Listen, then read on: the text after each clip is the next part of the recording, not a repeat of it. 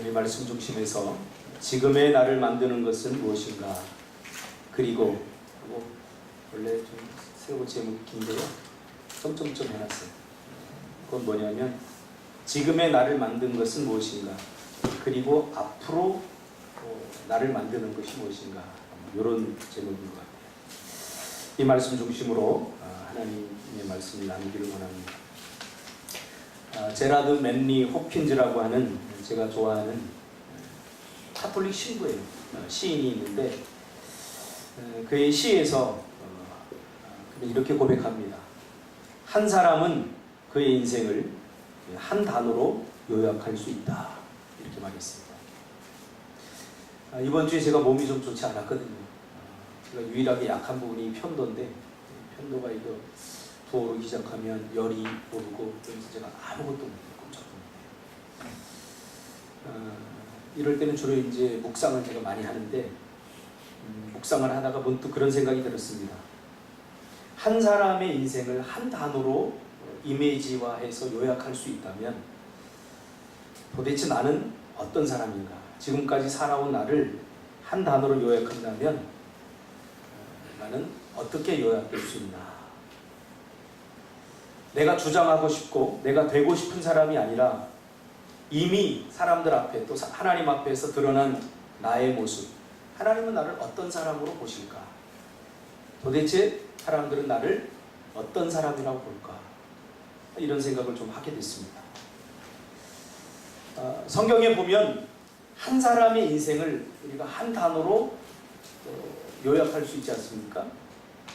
예를 들면 노아 같은 사람은, 노아 그러면 기다림의 사람, 기다림에 성공한 사람, 이렇게 우리가 다 떠올리지 않습니까?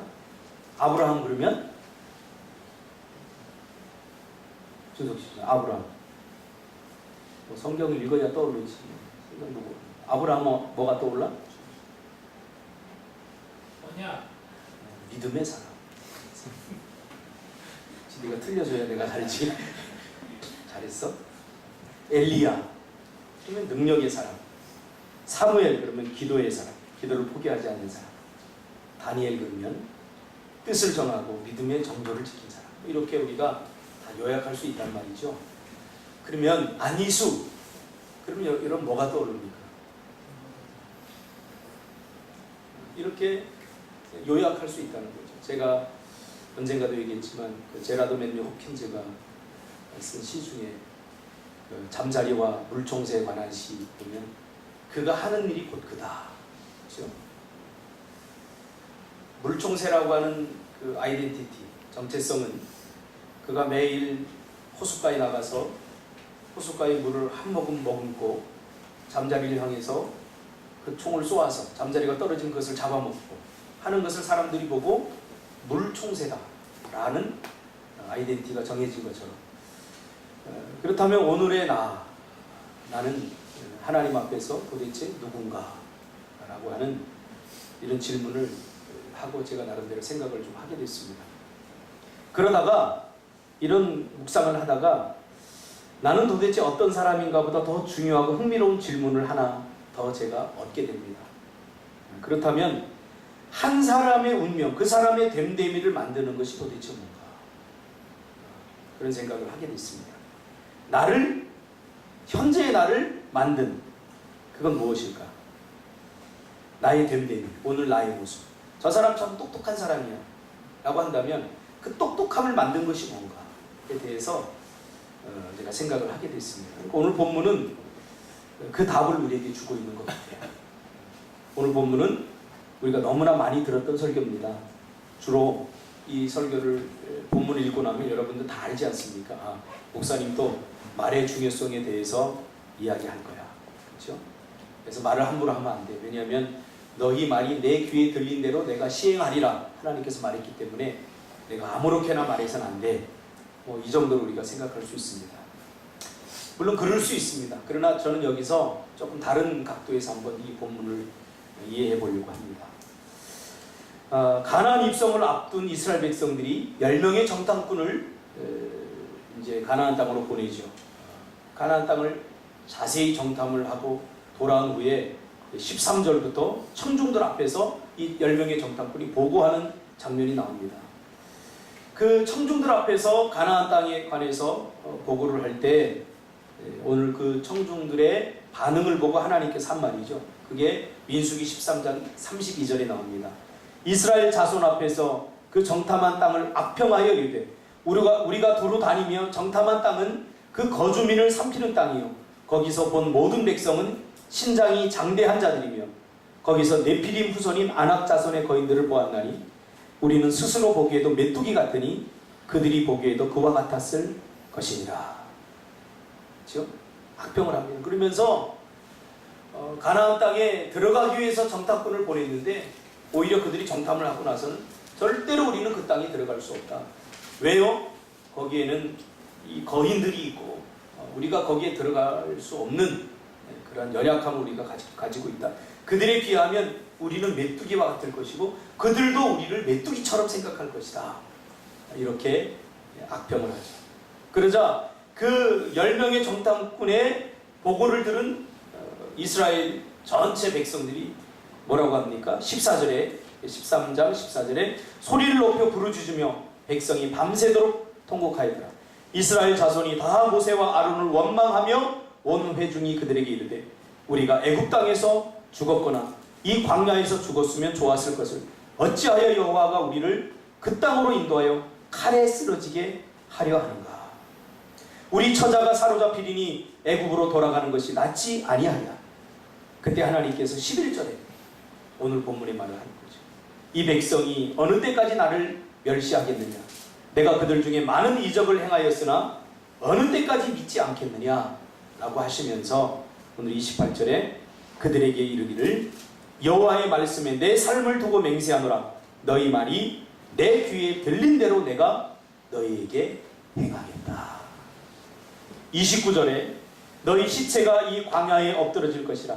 너희 중에서 20세 이상으로 계속된 자 곧 나를 원망한 자 전부가 너희에게 살게 하리라 한 땅에 결단코 들어가지 못하리라.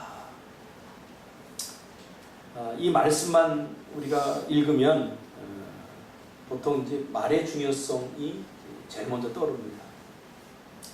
그러면서 하나님은 우리의 말한 대로 해주시는 분이니까 좋은 말, 긍정적인 말, 믿음의 말을 해야 된다.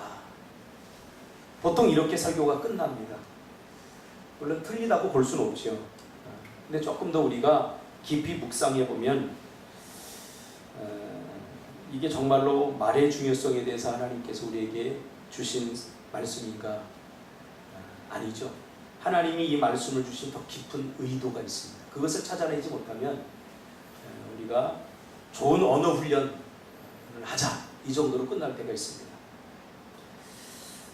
또 이렇게 결론을 내려버리면 하나님은 용서의 하나님, 오래 기다려주시는 하나님이라는 사실이 반박을 받게 됩니다. 그렇지 않습니까? 하나님께서 이스라엘 백성을 버린 이유가 뭡니까? 말 한마디 잘못해서 버린 겁니까? 그렇게 되는 거죠. 말이 중요하다. 그렇게 따지면 우리는 하루에도 수십 번, 수백 번 버림을 받아요. 우리가 말을 얼마나 함부로 합니까? 제가 말에 대해서 굉장히 좀 예민한 편입니다. 말 한마디에 사람이 살고 죽고 또 말 한마디에 우리가 굉장히 중요한 의미들이 있기 때문에 하나님의 백성은 항상 말 한마디에 천근의 무게를 담아야 됩니다. 저는 말 한마디 이렇게 하고 나서 상대방이 좀 표정이 좋지 않으면 내 말의 의도가 좀 잘못 전해지지 않았나? 그렇게 많이 고민하는 편입니다. 말 한마디에 대해서. 말이 중요하죠. 그러나 오늘 본문은 말 이상의 것을 우리가 좀 생각해 봐야 될 필요가 있습니다. 왜냐하면 말의 중요성에 대해서만 단순히 우리가 생각한다면 이게 굉장히 무서운 본문이 될 수 있잖아요. 그렇죠? 주님께서는 분명히 7번씩 70번이라도 7번이라도 용서하라고 했는데 이스라엘 백성들이 말 한마디 잘못해가지고 버림을 받는다면 우리는 사실 매일 매순간 버림을 받아도 마땅치 않은 것입니다. 사실 오늘 본문은 말의 중요성, 언어의 중요성을 강조하기보다 하나님은 이 본문을 통해서 우리에게 정말로 하고 싶은 말씀이 있다고 하는 사실입니다. 제가 아는 친구 목사님이 목사님이 그분의 친구 목사님이 이야기를 저한테 했어요. 교회 갔더니 하더라고요.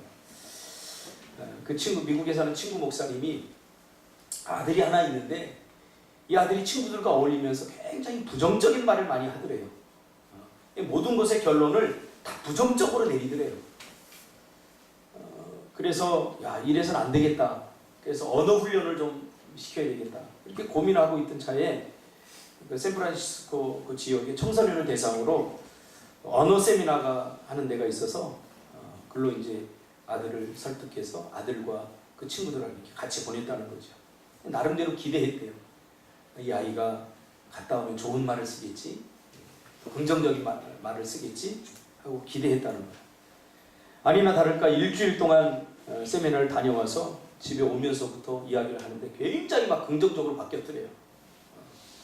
예전에 밥 안 준다고 막 투덜대고 불평하고 원망하더니 그런 상황들을 굉장히 긍정화시켜서 이야기를 잘 하더래요. 그래서 목사님 대신 좋았대요. 야, 너무 좋다. 세미나 너무 잘 보냈다. 그러면서 친구 목사님들 그 또래 애들을 다 그 언어 세미나에 보내라고 그렇게 추천까지 해줬다는 거예요. 가서 뭘 했냐고 그랬더니 이 아들이 부정적인 말을 긍정적으로 바꾸는 훈련을, 그런 기술들을 배우고 훈련을 했다라고 이야기를 하더라는 거죠. 그래서 굉장히 잘 보냈다. 근데 어느 날 그 아들과 친구들이 이렇게 하는 말을 이렇게 들어보니까, 야, 우리 아버지가 이런 말 쓰는 거 되게 좋아해. 그러면서 세미나에서 이런 말 쓰면 부모님들이 좋아한다고 하니까 우리가 이런 말을 쓰긴 하는데 사실 우리 학교에서 쓰는 언어는 따로 있다. 그러면서 이야기를 하는데 완전 뒤통수를 맞았다는 거죠. 결정적인 순간에 욕이 나오고 결정적인 순간에 자기의 진짜 모습이 이렇게 드러나더라는 거죠. 그러니까 말이라는 것은 사실 훈련한다고 되는 거 아닙니다. 말이 바뀌려면 뭐가 바뀌어야 되는지 압니다. 그러니까 이스라엘 백성들이 정말 말 한마디 잘못해서 하나님이 벌을 내리셨을까요? 하나님은 그런 싸구려신이 아니죠. 뭔가 하나님은 이스라엘 백성들에게서 말보다 더 중요한 이스라엘 백성들이 바뀌지 않은 뭔가, 절망적인 뭔가를 봤기 때문에 그들을 가나안 땅으로 들어갈 수 없다라고 결론을 내려버린 거죠.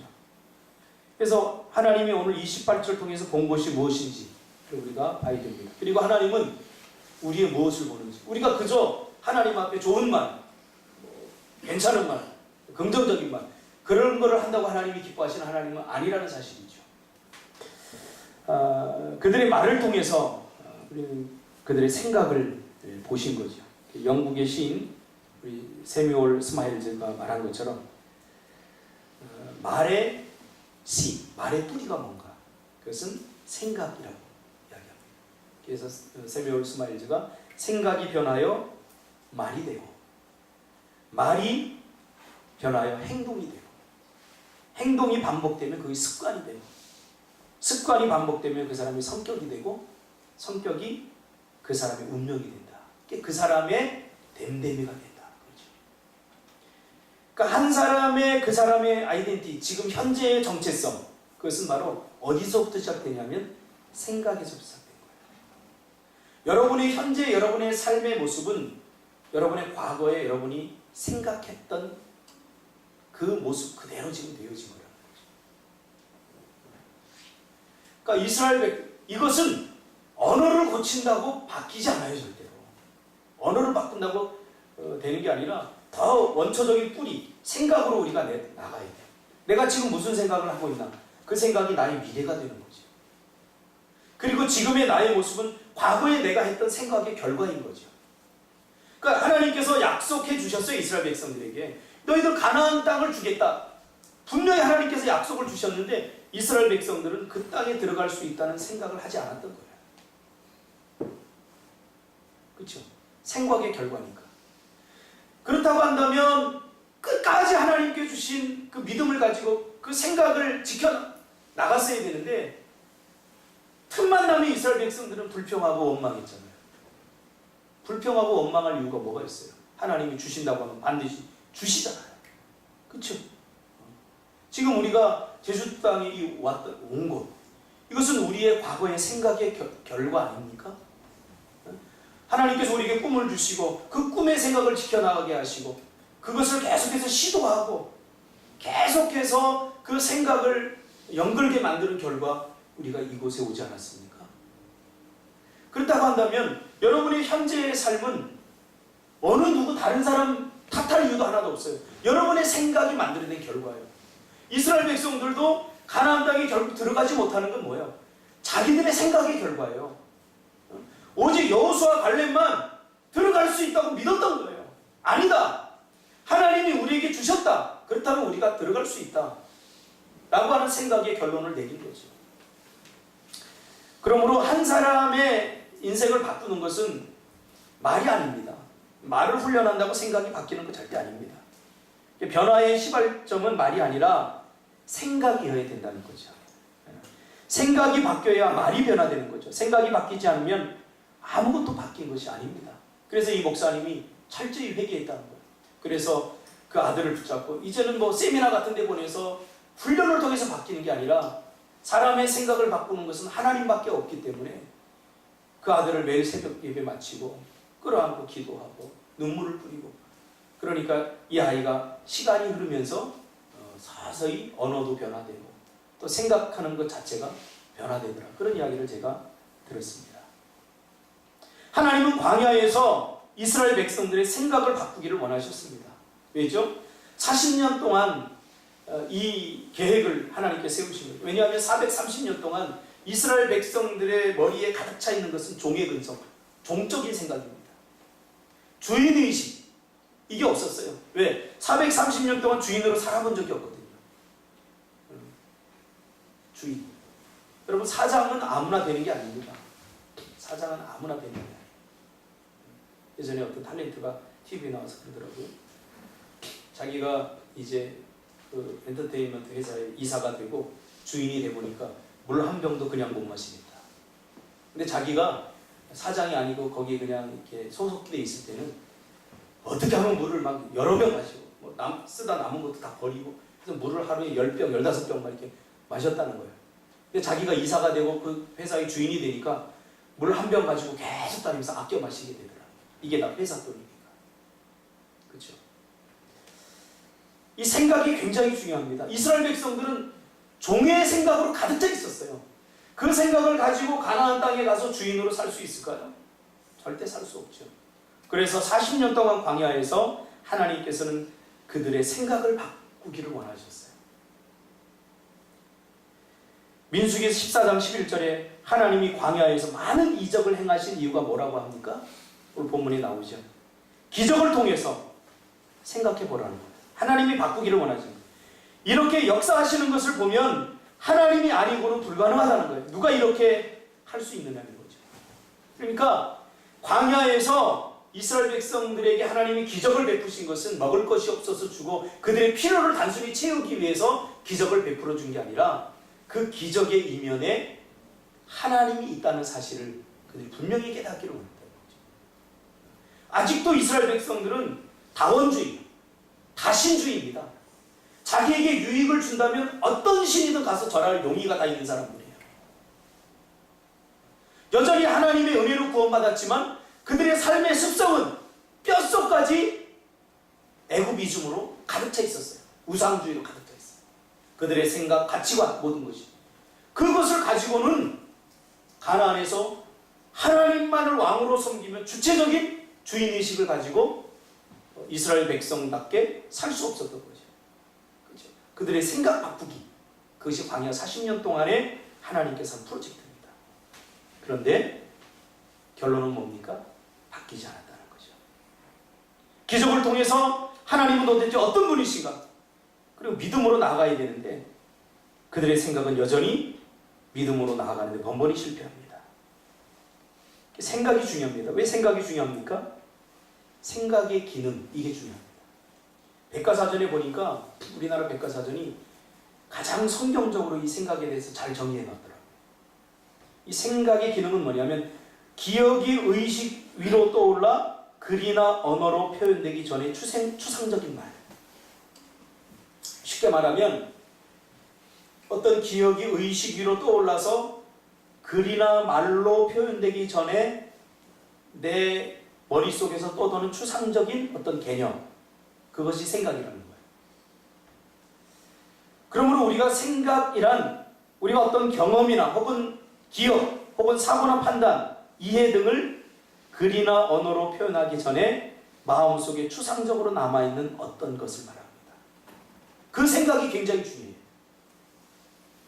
말로 표현되기 전 정리된 추상적인 어떤 확신, 그게 우리에게 다 있죠. 그렇죠? 이 생각이 왜 중요하냐면 마음에 영향을 주기 때문에 그래요. 마음에 영향을 줍니다. 그래서 우리가 생각 관리를 잘해야 됩니다. 이 생각의 결론을 마음이 지지하게 되고 의지가 지지하게 됩니다. 그래서 생각이 정리되지 않으면 막 복잡하지 않습니까? 왜? 의지와 마음과 의지의 동의를 받지 못하고 지지를 받지 못하기 때문에 혼란스러운 거예요. 그래서 쟁기를 잡고 뒤를 자꾸 돌아보는 이유가 뭡니까? 생각이 정리되지 않았기 때문에. 내가 이거 하겠다라고 생각이 어떤 마음속에서 결론을 내리면 입술로 하겠다. 이렇게 하면 마음과 의지의 지지를 받게 됩니다. 그래서 그렇게 나가게 돼요. 근데 생각이 정리되지 않으면 이게 힘들어요. 계속 혼란스러운 거예요. 쟁기를 자꾸 뒤로 돌아보게 돼요. 우리가 제주도로 이제 와서 여기서 사명을 감당해야 되겠다라고 우리가 생각으로 결론이 딱 나면, 그러면 어떻게든지 여기에 적응하려고 하고 어떻게든지 여기서 사명을 감당하려고 하는 그런 마음의 자세와 태도를 갖게 되는데, 그 생각이 정리되지 않으면 여전히 마음은 자유주의를 향하고 있고 또 내가 원하고 하고 싶은 그런 것이 자꾸 가 있기 때문에 삶이 힘들어지는 거예요. 그러므로 마음이 바뀌었다는 것은 생각이 바뀌지 않고는 불가능하죠. 우리가 말로 믿습니다 고백하고 돌아서면 믿음의 행동을 하지 않는 이유가 무엇입니까? 이 생각이 잘 정리되지 않았기 때문에. 그래서 마음을 무너뜨리는 것은 간단합니다. 생각에 혼란을 주면 됩니다. 생각이 무너지면, 생각이 정리되지 않으면 삶이 혼란해지고 복잡해지는 거예요. 하나님께서 광야에서 이스라엘 백성들의 이적을 베푸신 것은 나만이, 하나님만이 유일한 신이다 하는 것을 분명하게 그들의 생각으로 정리하기를 원하셨던 거예요. 근데 이스라엘 백성들은 거기에 실패했던 거죠. 그래서 마음에 도달하지 못한 거예요. 그래서 광야에서 하나님께서 이스라엘 백성들의 서운한 마음을 자꾸 비치죠. 어떤 마음을 하죠? 구약 시대에 또 계속해서 하나님께서 이스라엘 백성들에게 했던 말 중에 하나예요. 뭐냐면 마음이 나에게서 떠나 있다. 생각이 정리되지 않아요. 우리 형식적으로 예배를 드려요. 기도를 해요. 가나안의 방향에 서 있긴 해요. 출애굽을 해서 지금 가나안을 향해 가고 있는데 이 발걸음이 전혀 마음에 없는 발걸음이라는 거죠. 생각이 정리되지 않아요. 그러니까 조금만 잘못해도 불평하고 원망이 터져나오는 거예요. 가나안을 가는 여정 속에서 힘들고 어려움이 있죠. 생각이 정리된 사람이라면, 우리가 약속의 길을 따라가기로 결정하고 생각이 정리된 사람이라면 그 어려움들을 어떻게 해서든 극복하고 이겨나가려고 하는 마음의 자세와 태도, 그런 것들이 있는데 이스라엘 백성은 그거 조금도 없었어요. 그렇죠? 이게 문제인 거죠. 기적을 통해서 이런 일들이 우연하게 일어날 수 있느냐? 내가 너희에게 약속했고 나는 약속을 지켰다. 생각해보라. 도대체 이 시간에 결정적인 이런 일이, 어떻게 이런 일들이 광야에서 물이 솟아나고 만나와 메추라기를 주고 이런 일들이 어떻게 가능할 수 있느냐? 이스라엘 백성들이 이제는 좀 생각을 바꾸기를 원했다는 거죠. 너희 인생의 주인은 나 여호와다 하고 생각 바꾸기를 40년 동안 한 거예요. 근데 결국 실패한 거죠. 저는 목회를 하면서 많은 그리스도인들이 여기서 실패하는 걸 많이 봤어요. 다 예수 믿고 잘 되고 축복받고 싶고 신앙생활 잘해서 성공하고 싶고 다 그런 마음을 갖고 있죠. 근데 생각 정리가 안 돼서 머뭇거리다가 결정적인 순간에 신앙을 포기하고 형식적인 종교적인 그런 수준으로 머물러 있는 사람들을 많이 봤어요. 참 안타깝죠. 그래서 제가 목회를 하는 하나의 모토 중에 하나도 제대로 하자는 거예요. 지금 현재 여러분의 모습이 하나님이 여러분에게 주었던 그 꿈과 비전을 이루어 가고 있는 그 여정에 여러분이 서 있냐 그 말이죠. 그렇게 생각이 정리가 잘 됐습니까?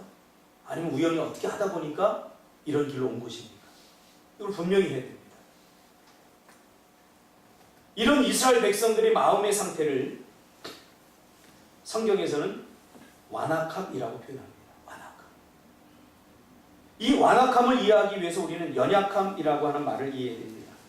성경에서 연약함이란 정말로 하고 싶지만, 그래서 최선을 다하지만 목적에 도달하지 못한 상태를 성경에서는 연약함이라고 표현합니다.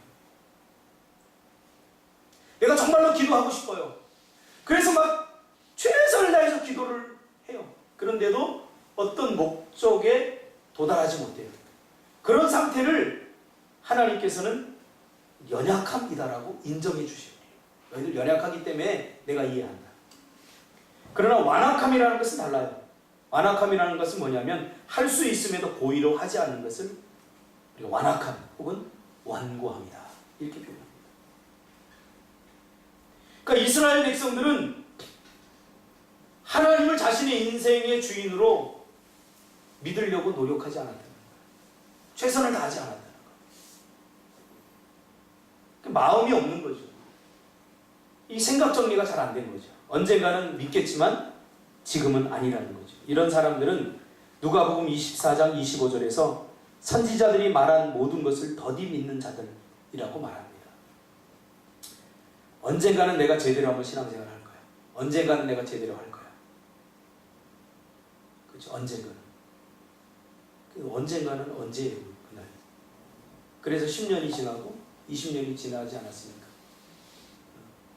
그러니까 잘 신앙생활이 실패한 사람들은 항상 보면 나중이라고 얘기해요. 나중에 내가 잘할 거, 더 잘할 거, 나중에. 나중은 사단의 시간이에요.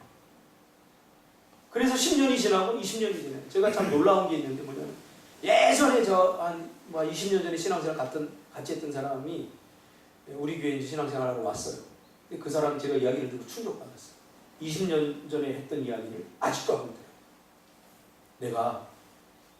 내가 조금만 더 돈 벌면 목사님 교회에 더 헌신하겠습니다.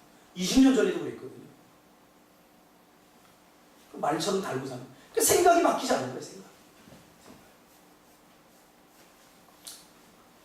제가 막 이렇게 보니까 별로 마음이 없는 거예요. 완고함이죠. 누구보다 교회에 대해서 잘 알아요. 교회에 어떻게 헌신하고 목사님의 목회를 어떻게 돕고 너무나 잘 알아요. 그러나 지금은 때가 아니라는 거죠. 제가 충격받았어요. 야, 사람은 잘 안 변하는구나. 사람이 변하려면 뭐가 변해야 되는? 우리의 생각이 변해야 돼요. 생각이 변해야 돼요. 그래서 9절에 거역하지 말라라고 말합니다. 거역하라. 하나님은 광야라는 기회를 통해서 끊임없이 하나님을 믿을 기회를 주었지만, 그러나 결국 그들의 관심은 다른 것에 있었습니다.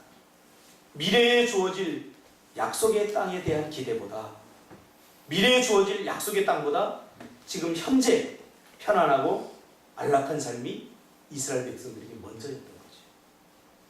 여러분, 여러분의 관심은 어디에 있습니까? 하나님이 여러분을 통해서 이루고자 하는 그 약속에 대한 미래에 대한 기대에 있습니까? 아니면 그거 다 필요 없어요. 지금 내가 힘들고 어려운데 미래가 뭐가 필요해? 우리가 광야에 서 있다고 생각하면 생각해 보십시오. 광야라고 하는 과정에서 우리가 뭐가 변해야 되는지, 왜 하나님께서 목마르게 하시고, 왜 물이 필요하게 하시고, 왜 먹을 것이 필요하게 하시는지, 우리를 힘들게 하고 고통스럽게 하기 위해서 그런 게 아니라 하나님은 우리의 생각을 바꾸기를 원하시는 거예요. 사람은 잘 안 바뀌어요. 어느 훈련으로 잘 바뀌지 않아요. 이스라엘 백성들은 지금 현재 편안하고 안락한 삶이 먼저였던 거죠. 그렇게 생각이 굳어진 것이죠. 그러다 보니까 모세의 성의를 봐서 여기까지 따라오긴 했는데 지금 당장 힘들고 어려우니까 불평하고 원망하게 되는 거죠. 이것이 광야 40년 동안 이스라엘 백성들이 변하지 않는 생각입니다. 그러므로 지금의 나를 만든 것은 내가 지금 하고 있는 생각입니다. 내가 지금 무슨 생각을 하고 있느냐, 그것이 여러분의 미래를 만들 것이고요. 그리고 지금 여러분의 현재의 모습은 여러분이 과거에 했던 생각의 결과입니다. 저는 과거부터 제가 하나님이 주신 비전을 가지고 이런 공동체를 꿈꿨어요. 배세왕 집사하고도 오늘 아침에 와서 제가 한 30분 이상 이렇게 이야기하면서 배세왕 집사가 옛날에 저한테 했던 이야기가 있거든요. 나는 내 삶의 주변을 푸른 숲으로 가꾸고 싶다.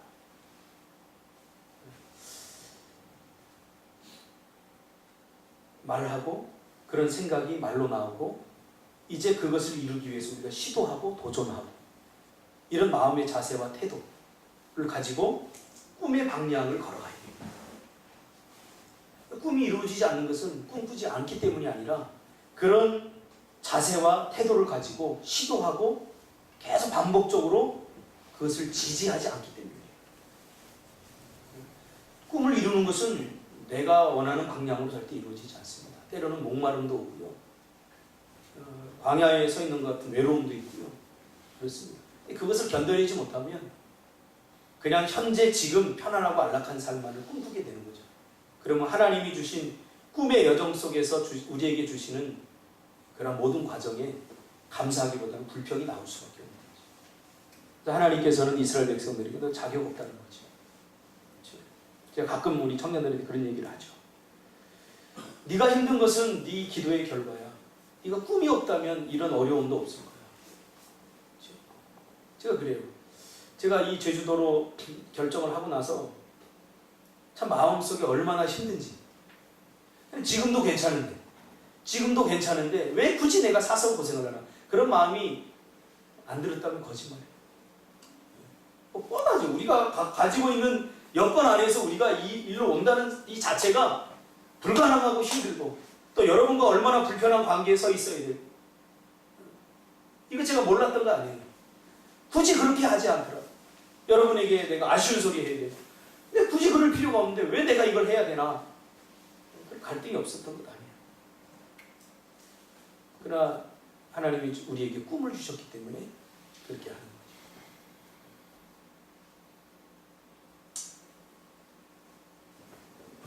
저는 목회를 하면서 내 생각이 바뀐 척 하는 사람을 많이 보았습니다. 그러나 결정적인 순간에 자기의 유익, 자기 이익 앞에서, 자기 자존심 앞에서, 자기 입장 앞에서 자기의 진짜 본연의 모습이 드러나는 것을 너무나 많이 보았습니다.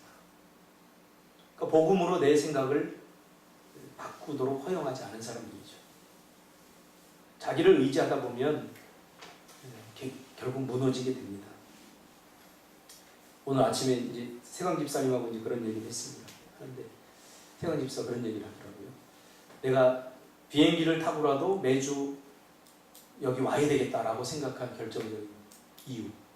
그게 뭐냐면 꿈이죠. 하나님이 우리에게 주신 비전 때문이죠. 그래서 오늘 아침에도 못 올 뻔했다고 이야기를 하더라고요. 비행기 시간이 6시 반인데 5시 40몇 분에 일어났대요. 오기 힘들죠. 뭐 하루 안 온다고 누가 뭘 할 사람도 없고 편하죠. 꿈의 방향에 서 있고 꿈의 길을 걷는 사람은 그렇게 쉽게 모든 것을 내려놓고 포기하지 않게 되는 거죠. 저도 한 고집하고 저도 좀 성질이 욱하는 성질이 있는데 꿈 때문에 이거 내려놓을 때가 많아요. 꿈 때문에. 하나님이 주신 비전 때문에. 저 자존심 딱 세우면 내가 여러분에게 아쉬운 게 뭐가 있겠습니까? 저도 아쉬운 게 없어요. 저도 먹고 살 수 있어요. 제가 여러분에게 아쉬운 소리 많이 하잖아요. 자존심 다 내려놓는 거예요. 제가 자존심 얼마나 강한 사람인데. 왜? 나 때문에 하나님의 일이 망가질 수 없잖아요. 자존심 내려놓는 거예요. 제가 잊지 못하는 게 있는데 뭐냐면 우리 어머니가 저희 집이 좀 어렵게 살아가지고 예전에 그 동네에 사는 취로 사업이라고 옛날에 그거 해요.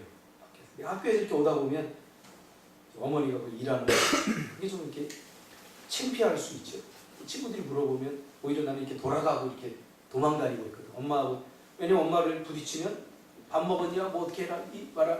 근데 그게 우리 엄마라는 사실을 내가 좀 그때 나이에는 조금 이제 좀 부끄러웠던 것 같아요. 근데 지금 입장에 생각, 우리 엄마는 뭐 그런 거 하고 싶어서 했을까? 자녀들을 키우기에 자존심 다 내려놓는 거죠. 그게 저는 성숙함이라고 그렇게 생각합니다.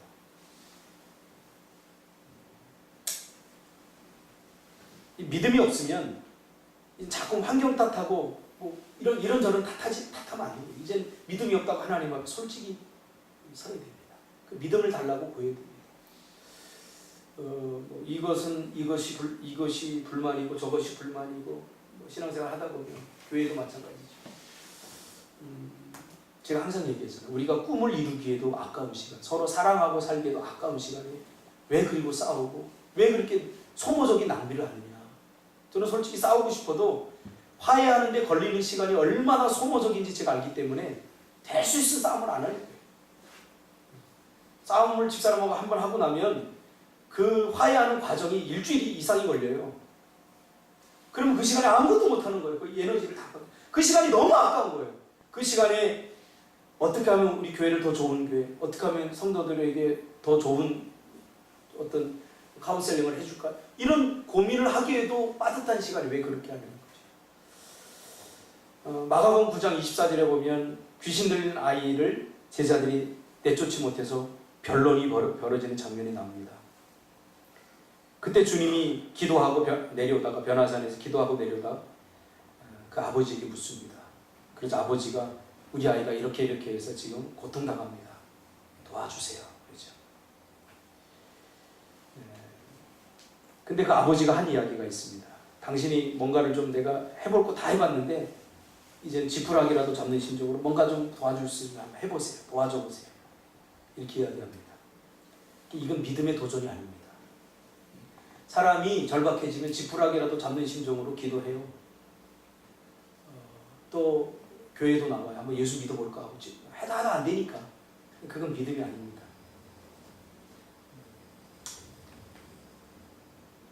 부자와 거지 나사로의 비유를 통해서 주님은 말씀했습니다. 생각 정리를 잘하는 거죠. 예수님께서 뭐라고 합니까? 할 수 있거든이 무슨 말이냐? 할 수 있거든이 무슨 말이냐? 믿는 자에게 능치 못할 일이 없다. 이것도 하나님께서 생각을 자극하신 말씀이라고 저는 생각합니다. 그래서 아버지가 솔직하게 말합니다. 내가 믿나이다. 나의 믿음 없는 것을 도와주세요. 얼마나 인간적이고 얼마나 솔직한 고백입니다. 저는 그 큰 교회들 이렇게 있어보고 했는데 이렇게 교회 큰 일들이 있으면 어떤 분들이 꼭 반대하는 사람이 있어요. 반대하는 사람 입장을 제가 이제 마음을 제가 또 공부했으니까 이렇게 왜 저 사람 반대할까 이렇게 보면 왜 반대하냐면 자기가 못하니까 반대하는 거예요. 예를 들면 성전 건축하자. 그런데 자기는 안수 집사인데 일개 서리 집사가 예를 들면 헌금을 1억을 해요. 그럼 자기가 1억을 나는 안수 집사니까 2억 해야 되나? 근데 그런 자신이 없는 거예요. 그러니까 뭐예요? 여러 가지 좀 치사하고 복잡하게 반대를 하죠. 이유. 지금은 때가 아닙니다. 뭐가 아닙니다. 결국은 그 마음이 어디 있냐면 더 많이 헌신하고 싶은 용기가 없는 거예요. 그럼 어떻게 해야 돼요?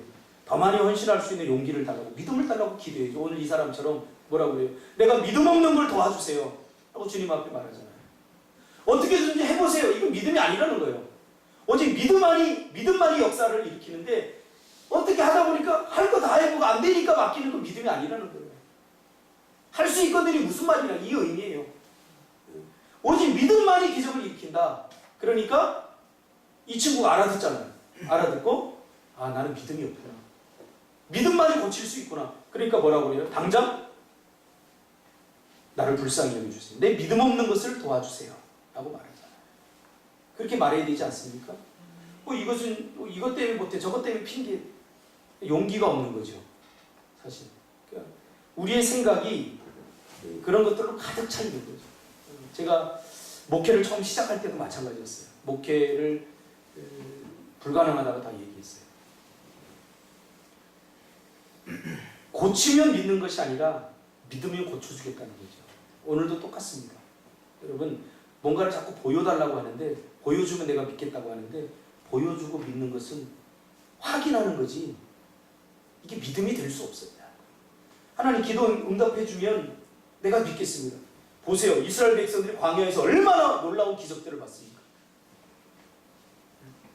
그러니까 꼭 봐야만 믿습니까? 여러분 삶 가운데 얼마나 하나님께서 많이 도와주셨습니까? 그러나 여러분 번번이 돌아서면 또 이게 하나님의 은혜였나 우리 은혜가 또 욕 나갈 거거든요. 사실 원래 했던 것은 이지랄 하잖아요. 그런데 조금 순화시켜서 이러잖아요. 좀 안타까워요. 하나님이 지금까지 도와주셨잖아요. 아닌가요? 나는 여기 오면서 정말 내일 이 돈을 내야 되는데 없어갖고 눈앞에 가까워 막 내가 이렇게 살았는데 왜 사서 고생을 하나 마음에 이런 생각이 많이 들었어요. 꿈 때문에 온 거예요. 하나님 고쳐주세요. 그럼 내가 믿겠습니다. 이거 바꾸라는 거죠. 하나님은 뭐라고 그래요? 믿으면 고쳐주겠다는 거죠. 이스라엘 백성들이 아무리 많이 그 기적을 봤는데도 하나님을 결국 신뢰 못하잖아요. 그러니까 뭐라고 그래요? 가나안 땅 주겠다고 약속했는데 보고 와서는 우린 도저히 못 들어가요. 저기 못 들어가요. 거기 보니까 우리하고 전쟁할 사람들 보니 다 거인이야. 젖과 꿀이 흐르는 땅 맞는데 그 땅 주인은 우리가 절대 될 수 없어. 하나님의 말씀을 믿지 않기로 결단하잖아요. 생각에서 그렇게 결론을 내리잖아요. 여러분 생각 잘하세요. 그러므로 나의 현재의 모습은 내가 과거에 했던 생각입니다. 자꾸 핑계대고 뭐 탓할 필요가 없어요. 내 생각을 바꾸면 돼요. 내가 요것밖에 살지 못하면 왜 요것밖에 살지 못해요? 우리 부모 잘못 만나서 그러나요? 아니 목사님 때문이나요? 아니에요. 여러분의 생각이 여러분을 제한한 거예요. 요것밖에 살지 못하고. 어제 히업 집사님이 이렇게 왔는데 저는 참 도전을 많이 받았어요. 명균 집사가 얼마나 영향을 많이 받았는지 풍성했다고 표현하더라고요. 여러분 그런 사람 되시기 바랍니다. 누구를 만나면 좀 풍성해져야잖아 내가. 명균아, 네. 히업이를 통해서 네가 풍성해졌다는 말을 듣고 난 자존심 상했거든. 오히려 히업이가 와서 네 이야기를 듣고 풍성해져야지. 수요일인가 금요일 저녁 설교가 나눠줄 곳이 있는 사람이에요. 제가 본문에 충실하고 막 이런 거 다 얘기하고 그러면은 이런 설교 많이 해봤을 때 지루해요. 왜? 사람이 잘 안 바뀌어요. 좀 찔러야 되지 않겠어요? 좀 변화돼야 돼요. 생각을 좀 바꾸려니까요. 왜 나는 요것밖에 못 살아요? 여러분이 생각을 그렇게 하니까 요것밖에 못 살아요. 그래서 하나님의 백성들은 평생 꿈꿔야 돼요. 할렐루야. 평생 죽기 전까지 꿈꿔야 돼요. 그러니까 생각을 난 좀 쳐야 돼. 이래서는 안 돼요. 죽을 때까지 일하는 게 행복한 거예요. 저는 우리 장로님 여기 오셔서 아침 새벽부터 일어나가지고 사명을 잘 찾으셨어요. 난 너무 감사해요. 전 사실 그랬거든요. 여기 만약에 나는 이거 절대 못 꾸민다. 안 돼요, 안 돼. 뭐 조그마니까 허리 아프고 다리 아프고 제가 점치만 안 해왔으니까 안 쓰던 근육 쓰니까 힘들어요. 우리 장로님 가다가 쓰레기 하나 다 줍고 나무 잘못되고 다 보내고 이거 하는 걸 보면서 저는 은혜를 많이 받아요. 그러니까 다 따라할 필요 없어요. 자기가 할 수 있는 걸로 섬기면 되는 거예요. 그걸 하면서 얼마나 감사한지 몰라요. 보니까 비료 같은 것도 비싸요. 저기 뭐죠? 상추 사다 심었는데 우리 먹을 거면 5포기만 사다 심으면 되는데 장로님이 한 200포기 상추를 사는 거예요. 그래서 이거 다 어떡하려니까 여러분 다 먹이려고. 한 사람의 사명을 다함이 많은 사람을 풍성하게 하는 거예요. 똑같은 방향으로 하죠. 또 나는 그러면 내가 할 수 있는 게 있어요. 저는 히업이만 보면 히업에게만 얻을 수 있는 기쁨이 있어요. 여기 오는 것도 미뤘다고 그러더라고요. 왜 미뤘냐 그러니까 목사님 욕먹일까봐 내가 거기 가면 내가 잘못하면 목사님 교육 잘못해서 그렇다고 할까봐 최선을 다해서 하다 보니까 내가 좀 늦게 왔습니다. 죄송합니다. 그 말을 들으니까 얼마나 감사한지. 자기만 생각하지 않고 자기 느낌, 자기 감정이 더 중요하다고 생각하지 않습니까? 그렇죠? 그 미숙한 거예요. 저도 예전에는 내가 중요했어요. 그래서 내가 좀 기분 나쁘면 우리 집 자체가 지옥이 되는 그날. 그렇잖아요. 지금 안 그래요. 내가 좀 기분 나빠도 내 표정 관리 잘합니다. 왜? 내가 벌써 조금 기분 나쁜 느낌을 우리 예담이가 아주 기가 막히게 포착을 해요. 그래서 와가지고 아빠 기분 안 좋은 일 있어? 왜 내가 뭔데 그 딸을 근심시키냐고 말이죠. 사모님 표정 관리 잘해. 힘들다고 막 인상 쓰고 들으면 보람이가 그렇게 생각해. 아니, 보람이가 민지가 그렇게 생각해. 아이고, 저거 뭐 찌끄레만큼 벌면서 뭐 그렇게 힘들다고 생색내네. 그렇게 생각해요. 그렇죠? 맞네. 미숙한 거예요. 미숙한 거. 배재환 집사 오늘 그런 얘기를 하더라고요. 송이 얼굴을 이렇게 보니까 측은하네. 측은하네. 왜 측은한지 알아요? 아유, 더 좋은 사람 만날 수 있으면 나 같은 거 만나서 이렇게. 너는 원래 그런 사람 아니야? 내가 생각하는, 나도 그랬어요, 나도. 집사람 자는 거 보니까. 아이고, 그때 그 미니스토에 그 날라리 같은 애 걔 만났으면 쟤는 장미 백송이 주고 부자 걔 만났으면 고생 안 할 텐데 사모라고 뭐 나 만나갖고 이렇게 신경 쓰지 않아도 될 신경 쓰고 고생하고 그 생각하니까 안쓰러워요. 안쓰러워. 그런 마음을 성도에게 갖는 게 중요해요. 생각이 굉장히 중요하다고. 그래서 생각을 바꿉시다. 내가 절대 못 바꿔요. 내가 바꿔봤는데 절대 안 돼요. 그럼 어떻게 바꾸냐? 오늘 마가복음 9장에 나온 사람처럼 주님, 나의 믿음 없음을 도와주세요. 할렐루야. 아멘. 그래서 기도하는 거예요.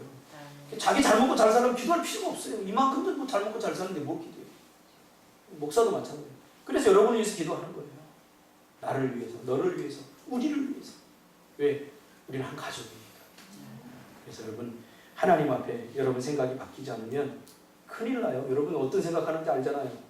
때로는 도둑질하고 싶은 생각 들고 나쁜 짓 하고 싶은 생각 들고 그렇잖아요. 그 생각을 하나님께서 지켜주지 않으면 큰일 난다고요. 그래서 눈물 뿌리며 기도하시기 바랍니다. 여러분의 생각이 바뀌어져서 더 좋은 생각, 더 깊은 생각, 더 많이 섬기는 생각, 이런 걸 통해서 우리 공동체가 행복한 공동체가 되었으면 좋겠습니다. 기도합니다.